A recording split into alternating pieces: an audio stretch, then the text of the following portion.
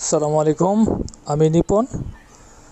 গতকাল কাঠমান্ডুতে ঘোরাঘুরির পর আজ সকালে নাস্তা শেষ করে আমরা চলে গিয়েছিলাম স্টুডিওতে। কারণ অন্নপূর্ণা রেঞ্জে ভ্রমণের জন্য পারমিশন নিতে হবে। আর পারমিশন নেওয়ার জন্য প্রয়োজন হবে 2 কপি পাসপোর্ট সাইজ ছবির। আমাদের কাছে ছবি ছিল না, তাই ছবি নিয়ে আমরা হাজির হলাম কাঠমান্ডুর বাগবাজারে অবস্থিত নেপাল ট্যুরিজম বোর্ডে।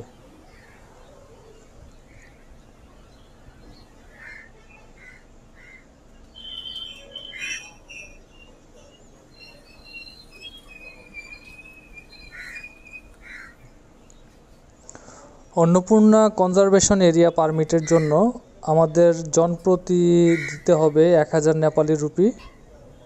তারপর ফর্ম নিয়ে তা ফিল আপ করে সাথে ছবিসহ জমা দিলেই ওনারা পারমিট প্রিন্ট করে দিবেন।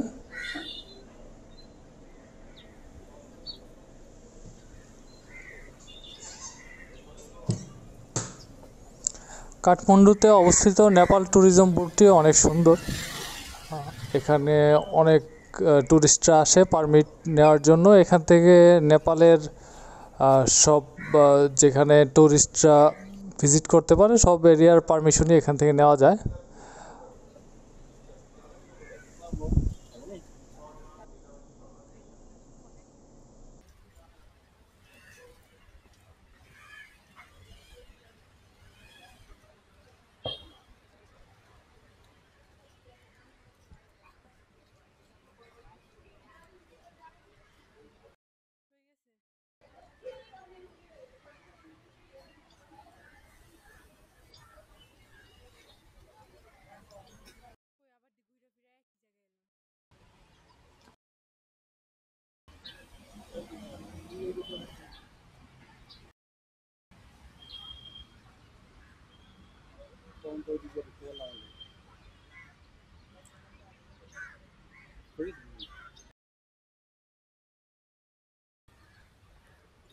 আবার ওই জায়গায় গেলে ফার্মেসি লাগবে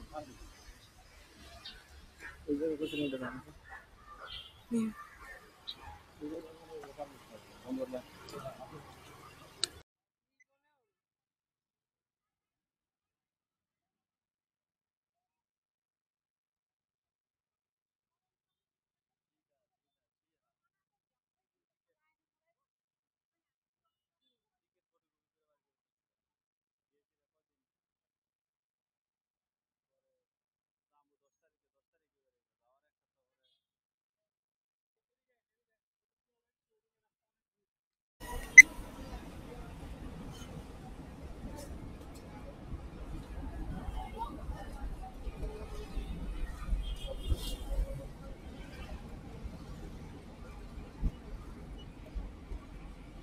थामिल क्या ट्रैफिक होता है ज्यादा? नहीं, थामिल में तो नहीं होता है। थामिल जाने से आगे। Okay okay.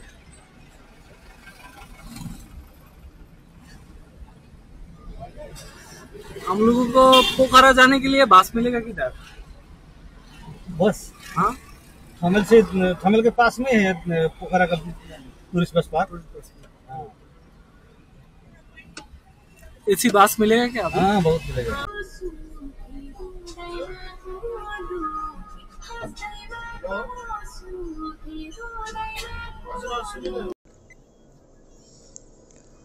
অবশেষে পারমিট নিয়ে রওনা দিতে হলো থামেল বাস স্ট্যান্ডে।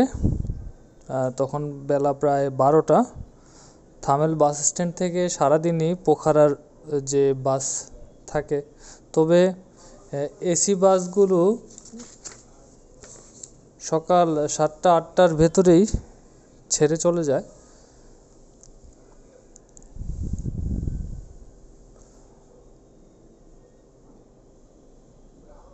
থামেল বাস স্ট্যান্ডে পৌঁছে সেখানে একটি হোটেল থেকে আমরা দুপুরের লাঞ্চ শেষ করে নিই।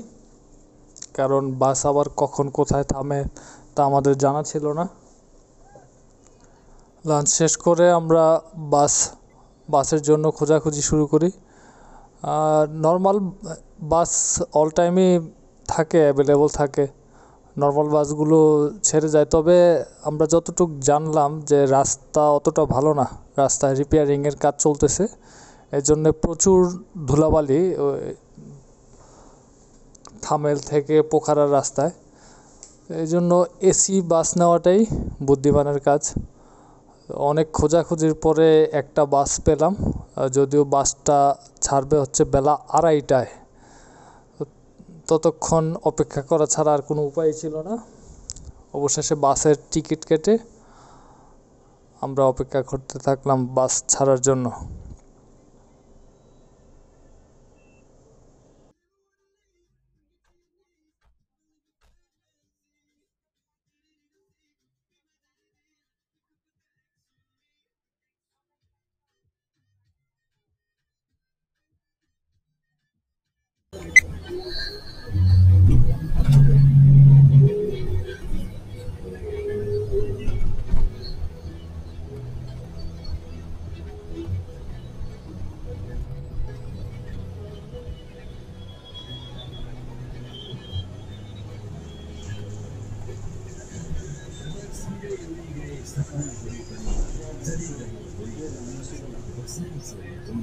অবশেষে বাস থামেল বাস স্ট্যান্ড থেকে রওনা দিল পোখারার উদ্দেশ্যে।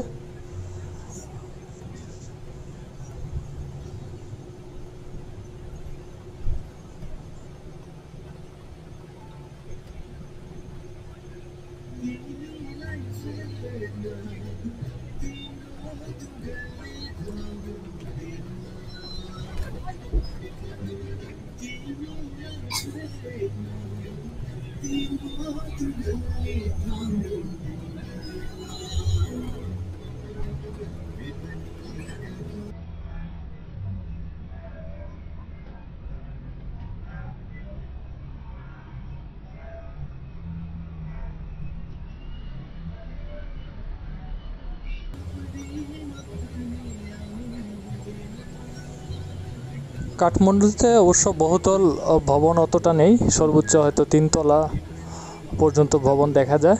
এখানে আসলে ভূমিকম্পে ঝুঁকি থাকে অনেক বেশি, যেহেতু হিমালয়ান রেঞ্জ। আর এখানে পাহাড় কেটে পাহাড়ের ঢালুতে বসবাসের জন্য বাড়িঘর স্থাপন করা হয়, এবং অথবা চাষাবাদের যে জমি তাও পাহাড় কেটেই ওনারা চাষাবাদ করে থাকে। যেমনটা আমাদের পার্বত্য অঞ্চলগুলোতে জুম চাষ করে, ঠিক একইভাবে এখানেও চাষাবাদ করে। এখানে সমতল ভূমির পরিমাণ খুবই কম, আর যেটুকু আছে ওটুকুতে চাষাবাদ চলে।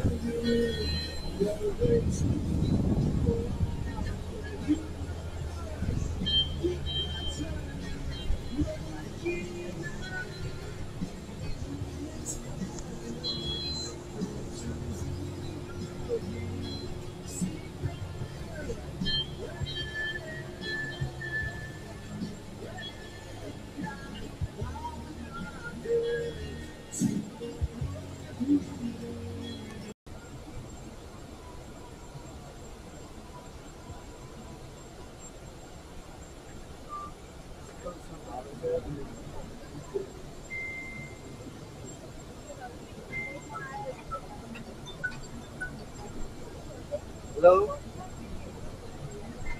This is your life. Kina.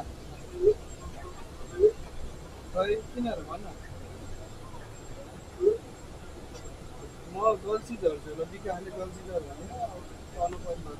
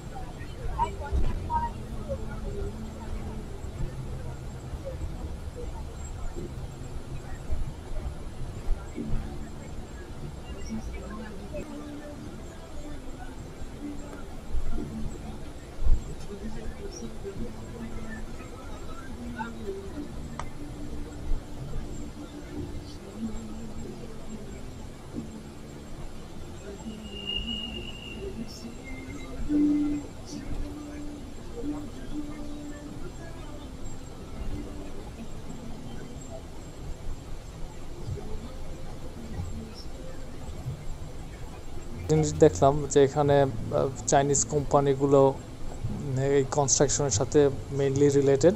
ওরা এখানে বিভিন্ন ধরনের কনস্ট্রাকশন করে যাচ্ছে, তবে বড় বড় পাহাড়ের ভেতর থেকে টানেলও বের করে নিয়ে যাচ্ছে যাতে যোগাযোগ ব্যবস্থা সহজ করা যায়।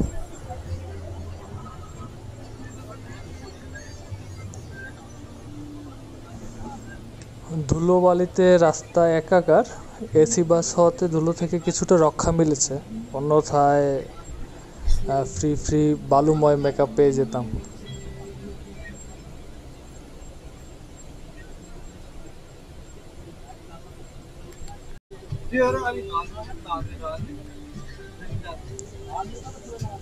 এভাবেই আঁকাবাঁকা রাস্তা একের পর এক পাহাড়ের চড়াই উতরাই পেরিয়ে আমরা গন্তব্য পোখারার দিকে চলেছি। দেখা যাক পোখারায় পৌঁছাতে কটা বাজে।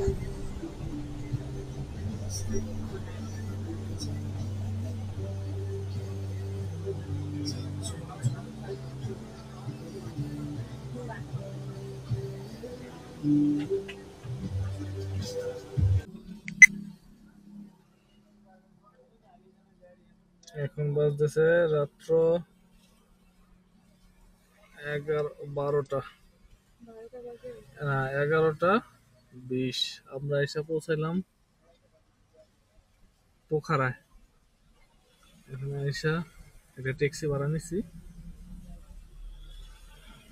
যাবো লেক সাইড রোডে। হোটেল বুক করা আছে, অপেক্ষা করতেছি 2 জনের জন্য। আমাদের ড্রাইভারও মিসিং, আমাদের ক্যাপ্টেনও মিসিং।